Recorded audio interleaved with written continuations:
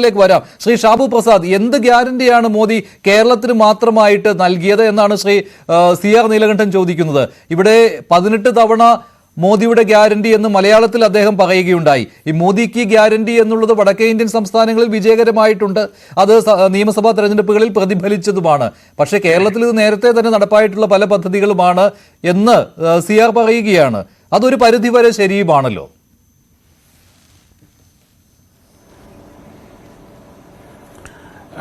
മഞ്ജുഷെ, മോദിയുടെ ഗ്യാരണ്ടി എന്ന് അദ്ദേഹം പറഞ്ഞത് അദ്ദേഹത്തിന് നമ്മുടെ നാട്ടിലെ ഈ ഇന്ത്യൻ ജനതയുടെ ഇടയിലുള്ള ആ ക്രെഡിബിലിറ്റിയാണ് പറയുന്നത്. അദ്ദേഹം കഴിഞ്ഞ 10 വർഷം കൊണ്ട് അദ്ദേഹം അധികാരത്തിൽ വന്നതിന് ശേഷം, BJP അധികാരത്തിൽ വന്നതിന് ശേഷം എന്താണോ പറഞ്ഞ കാര്യങ്ങൾ ഈ നാട്ടിലെ, അതായത് നമ്മൾ സമഗ്രമായി നോക്കുമ്പോൾ ഈ നാട്ടിലെ സാധാരണക്കാർക്ക് വേണ്ടിയിട്ട്, പാവപ്പെട്ടവർക്ക് വേണ്ടിയിട്ട് നടപ്പാക്കിയോന്ന് പറഞ്ഞ കാര്യങ്ങൾ, സ്ത്രീകൾക്ക് വേണ്ടി നടപ്പാക്കുമെന്ന് പറഞ്ഞ കാര്യങ്ങൾ ചെയ്തിട്ടുണ്ട്. ആ ക്രെഡിബിലിറ്റി ഉണ്ട്, ആ ട്രാക്ക് റെക്കോർഡുണ്ട്. അതാണ് മോദിയുടെ. അങ്ങനെയുള്ള ട്രാക്ക് റെക്കോർഡുള്ള മോദി ഇതാ പറയുന്നു, നിങ്ങൾ ഇവിടെ കേരളത്തിൽ ഞങ്ങളെ ജയിപ്പിക്കൂ. ഇത് മോദിയുടെ ഗ്യാരണ്ടിയാണ്. ഈ കേരളത്തിൻ്റെ പുരോഗതിക്ക്, മുമ്പോട്ട് മികച്ച ഒരു ഭാവിക്ക് ഇവിടെ BJP വിജയിക്കേണ്ട ആവശ്യമാണ്. നിങ്ങൾ നോക്കൂ, ഞങ്ങൾ പറഞ്ഞതെല്ലാം ചെയ്തവരാണ്, ഞങ്ങൾ വാക്ക് പാലിക്കുന്നവരാണ്. ഈ ഒരു ക്രെഡിബിലിറ്റിയാണ് നരേന്ദ്രമോദി തൃശ്ശൂര് മാർക്കറ്റ് ചെയ്തത്. അതിൻ്റെ അകത്ത് അദ്ദേഹം ഓരോ നേട്ടങ്ങൾ, ഓരോ കാര്യങ്ങൾ എണ്ണി പറഞ്ഞു. പിന്നെ മോദിയുടെ ഗ്യാരണ്ടി എന്ന് പറയാൻ എന്താണെന്നുള്ളത് അറിയണമെന്നുണ്ടെങ്കിൽ CR നീലകണ്ഠന് കാണണമെന്നുണ്ടെങ്കിൽ ഒന്ന്, ഇപ്പോൾ നടക്കുന്ന നാഷണൽ ഹൈവേ വികസനത്തിലേക്ക് മാത്രം ഒന്ന് നോക്കിയാൽ മതി. അത് മോദിയുടെ ഗ്യാരണ്ടി തന്നെയാണ്. നമ്മുടെ കൺമുമ്പിൽ കാണുന്ന ഒരു കാര്യമാണത്, അങ്ങനെ ഈ രാജ്യത്ത് കഴിഞ്ഞ ഒരു 10 വർഷത്തിനുള്ളിൽ ഈ രാജ്യത്ത് നടപ്പാക്കിയിട്ടുള്ള 100 കണക്കിന് പദ്ധതികൾ, അത് അദ്ദേഹം ഓരോന്ന് പറഞ്ഞു തുടങ്ങിക്കഴിഞ്ഞാൽ ഒരു ദിവസം പോലും മതിയാവാത്ത രീതിയിലുള്ള കാര്യങ്ങൾ ഈ നാട്ടിലെ ചുരുങ്ങിയ സമയം കൊണ്ട് തന്നെ ആ പദ്ധതികൾ അദ്ദേഹം എടുത്തു പറയുകയും ചെയ്തു. പക്ഷേ ഇത് അല്ലല്ല, ഈ CR പറഞ്ഞ രണ്ടാമത്തെ കാര്യം, ഞാൻ CRനോട് ചോദിച്ച രണ്ടാമത്തെ കാര്യമാണല്ലോ ഏറെ പ്രസക്തം. കാരണം താങ്കൾക്കും അറിയാവുന്നതാണ്, കേരളത്തിലെ സാമുദായിക സമവാക്യങ്ങളിൽ മാറ്റങ്ങൾ വരാതെ BJPക്ക് സംസ്ഥാനത്ത് ഒരു ലോക്സഭാ സീറ്റ് കിട്ടുകയില്ല. അതിനുവേണ്ടിയുള്ള പരിശ്രമമാണല്ലോ BJP നടത്തിക്കൊണ്ടിരിക്കുന്നത്. അത് മുൻപ് തെരഞ്ഞെടുപ്പുകൾ വരുമ്പോഴും കാണാറുള്ളതാണ്. തെരഞ്ഞെടുപ്പ് സമയം അല്ലെങ്കിൽ കൂടി അടുത്ത തെരഞ്ഞെടുപ്പിലേക്കുള്ള ചുവടുവെപ്പ് എന്ന രീതിയിൽ ന്യൂനപക്ഷ സമുദായങ്ങളെ കൂടെ കൂട്ടുവാനുള്ള ശ്രമങ്ങൾ നടത്തുന്നതാണ്. ക്രൈസ്തവ സമൂഹത്തെ കൂടെ കൂട്ടുവാനുള്ള ശ്രമം ഇതിനു മുൻപ് പലതവണ കേരളം കണ്ടിട്ടുള്ളതാണ്. അതിനുപരിയായിട്ട് ഇത്തവണ എന്താണ് ഈ തൃശ്ശൂരിന് മാത്രമായിട്ട് ഒരു പ്രത്യേകത നൽകിക്കൊണ്ട് BJP അവതരിപ്പിക്കുന്നത്?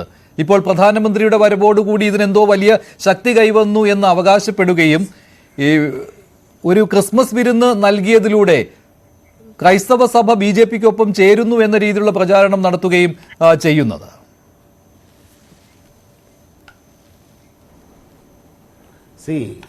മഞ്ജുഷെ, ഇവിടെ നിങ്ങൾ പറഞ്ഞത് ഒരു ഭാഗികമായ കാര്യങ്ങൾ ശരിയാണ്. സാമുദായികമായ സമവാക്യങ്ങളും താല്പര്യങ്ങളുമൊക്കെ കേരളത്തിലെ ഇലക്ഷനിൽ പ്രതിഫലിക്കുക തന്നെ ചെയ്യും.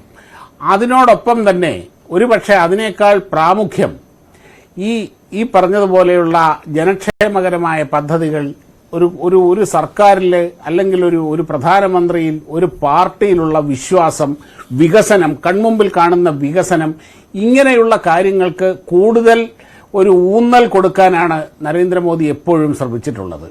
അത് രാജ്യത്തിൻ്റെ പല ഭാഗങ്ങളിലും വലിയ വിജയമായിട്ടുമുണ്ട്, വളരെ വലിയ. ഇപ്പം ഉത്തർപ്രദേശിലൊക്കെ മുസ്ലിം ഭൂരിപക്ഷ മണ്ഡലങ്ങളിൽ ന്യൂനപക്ഷ ഭൂരിപക്ഷം, അതായത് നമ്മുടെ ഈ പൊന്നാനിയും മലപ്പുറവും പോലുള്ള മണ്ഡലങ്ങളിൽ പോലും BJP വിജയിച്ചിട്ടുണ്ട്. കാരണം അവിടെ സാമുദായിക താല്പര്യങ്ങൾക്കുപരിയായി ജനക്ഷേമകരമായ പദ്ധതികളെയും അവർക്ക് കയ്യിൽ കിട്ടിയ പ്രയോജനം അവർക്കത് ഫീൽ ചെയ്യുകയാണ്. ഇങ്ങനെയുള്ള കാര്യങ്ങൾക്ക് സാമുദായിക താല്പര്യങ്ങൾക്കുപരിയായി പ്രാധാന്യം വന്നതുകൊണ്ടാണ് അങ്ങനെയുള്ള സ്ഥലങ്ങളിൽ പോലും അവിടെ BJP വിജയിച്ചത്. എന്തുകൊണ്ടാണ്? 40% ക്രിസ്ത്യൻ പോപ്പുലേഷനുള്ള സംസ്ഥാനമാണ് ഗോവ. ആ ഗോവ പതിറ്റാണ്ടുകളായി ഭരിക്കുന്നത് BJP ആണ്. ഇത് യാഥാർത്ഥ്യമാണ്. വടക്ക് കിഴക്കൻ സംസ്ഥാനങ്ങൾ അങ്ങനെയുള്ളതൊക്കെ, അതായത് ഈ മതന്യൂനപക്ഷങ്ങൾക്കിടയിൽ BJP മതന്യൂനപക്ഷങ്ങൾക്കെതിരാണ്, അല്ലെങ്കിൽ അവരെ ഇവിടുന്ന് ഉന്മൂലനം ചെയ്യാൻ ശ്രമിക്കുന്ന ഒരു പാർട്ടിയാണ് എന്നുള്ളതിന്റെ ഏറ്റവും വലിയ ജീവിക്കുന്ന മറുപടിയാണ് ഇതൊക്കെ. ആ ഗോവയും കുറെ വർഷങ്ങളായിട്ട് ചൂണ്ടിക്കാണിക്കുന്ന കാര്യമാണ്. പക്ഷെ അത് കേരളത്തിൽ അത് ഇതുവരെ നടപ്പാക്കുവാൻ പറ്റിയിട്ടില്ല. അത് കഴിഞ്ഞ തെരഞ്ഞെടുപ്പുകളിലും കണ്ടതാണ്. ഈ ഗോവയൊക്കെ ചൂണ്ടിക്കാണിച്ചുകൊണ്ട് തന്നെയാണ് കേരളത്തിൽ BJP ന്യൂനപക്ഷങ്ങൾക്കിടയിൽ പ്രചാരണം നടത്തിയത്. ഞാൻ താങ്കളിലേക്ക് വരാം. ശ്രീ ടോണി റാഫി, ഇവിടെ CR ചൂണ്ടിക്കാണിച്ച ഒരു കാര്യമുണ്ട്. തൃശ്ശൂരിൽ ഞാൻ ഒന്ന് തീർത്തോട്ടെ, ഒരു മിനിറ്റ്, ഞാനൊന്ന് പറഞ്ഞു തീർത്തോട്ടെ. ഇപ്പൊ 2019 ഇലക്ഷനാണ് അവസാനം നടന്നത്. ഈ 2019 ഇലക്ഷൻ എന്ന് പറഞ്ഞു കഴിഞ്ഞാൽ മോദിയുടെ ആദ്യ ടേം കഴിഞ്ഞിട്ട് വരുന്ന ഇലക്ഷനാണ്.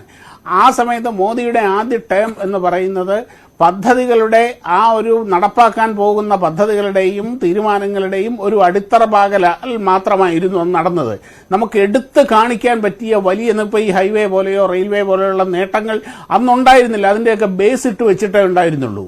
അതേസമയം ഈ രണ്ടാമത് 5 വർഷം കഴിഞ്ഞു വരുന്ന ഈ ടേമിൽ എടുത്തു കാണിക്കാൻ കൺമുമ്പിലുണ്ട് ഇഷ്ടം പോലെ. ആ പ്രോഗ്രസ് കാർഡ്, അങ്ങനെ ഒരു റിപ്പോർട്ട് കാർഡ് കൺമുമ്പിലുണ്ട്. ആ 2019 നിന്ന് സാഹചര്യങ്ങൾക്ക് അതിനുശേഷം ഭാരതപ്പുഴയിലൂടെ വെള്ളം ശരി ഷാബു, എന്തായാലും താങ്കൾ ആ ഒരു ആത്മവിശ്വാസത്തിലാണ്. അതിനുശേഷമാണ് ഈ കേരളത്തിൽ ഇതെല്ലാം